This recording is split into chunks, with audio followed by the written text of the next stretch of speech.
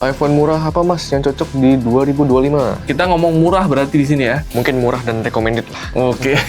Kalau aku ngomong murah 7 nanti.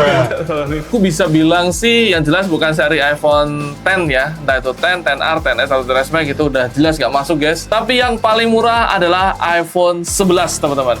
Percaya, iPhone 11 ini iPhone yang paling murah dan recommended di tahun 2025. Walaupun secara spesifikasi sih ya udah agak ketinggalan jauh ya. Dia masih pakai Apple A13 Bionic, terus dia juga dari iOS 13, sekarang udah ke iOS 18,5 teman-teman. Tapi tenang aja, aku udah cek di iOS 26, dia juga masuk teman-teman. Kemudian dia juga untuk kameranya sebenarnya masih 12 megapiksel, tapi nggak masalah. Untuk dari segi kamera sih iPhone sih untuk iPhone 11 ini masih oke banget, masih bagus ya.